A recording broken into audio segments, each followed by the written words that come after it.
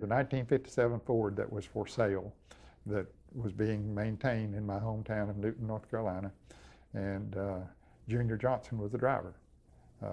And Junior was winning races in that race car, and so I was cocky enough to believe if he could win in it, I could win in it. And so they wanted to sell it. They was building Junior a new Dodge to run in the Southern 500 that year, which was just a month away. And so they wanted $2,000 for this 57 Ford. And I said, I'll go down there and I'll write them a check. Wait till the bank closes and I'll write them a check for that car. And I'll go to Myrtle Beach, South Carolina. There was a race there on Saturday night, paid $950 to win. And then there was one at the old Charlotte Fairgrounds track in Charlotte, North Carolina on Sunday afternoon. And it also paid $950 to win. And so I told my brother and my friend, I said, I'll go win those two races and I'll have the money then to cover that check on Monday morning for that I'm going to give him for that race car. That was $1,900 I'd get by winning the two races. And of course they laughed and I said, you can't be that crazy. And I said, yeah, I'd do that. And so anyway, I bargained for the car the next morning and got them to let the mechanics go with me that weekend. And they loaned me the truck and the trailer that they hauled the race car on, gave me an extra set of tires, or threw that in for the $2,000. Got all of that for $2,000. I didn't have the tools. I didn't have anything. All I had was the desire and a bad check. And so anyway, after I rushed down there after the bank closed, it stayed open on Saturday to noon, we rushed down there at the check and said, I've decided to buy it. We took off to Myrtle Beach. Got down there too late to practice any, but we did qualify 8th. I had driven the car once before at Columbia, South Carolina, so I had a little bit of a feel for it. And as the race went on, then I found myself up fighting for the lead in the hardest race that I ever drove in my life. But we won it, and it was a tough deal. Back then, the steering wheels, the way they fixed them so that the steering wheels were no bigger than your thumb, and on a regular stock car.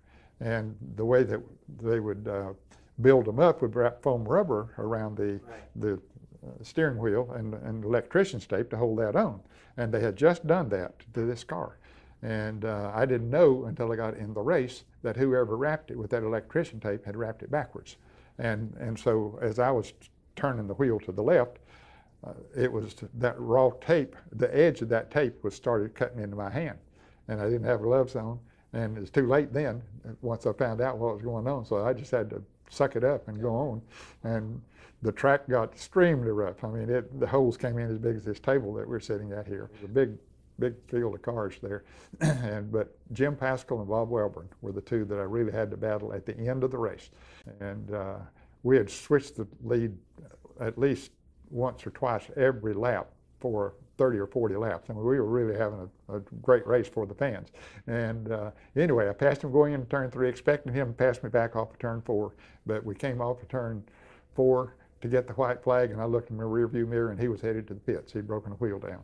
And so I was far enough ahead of Paschal that I didn't have to worry too much. And so went on and won that race. And when I got to the little victory lane ceremony, which was held out on the racetrack, the blood was just going everywhere. So they put a tourniquet on my right arm to stop the blood flow so they could make the trophy presentation. And I looked down and I could see the bone in my hand. It had just eaten the meat off of it. But there's a little hospital in Conway, South Carolina.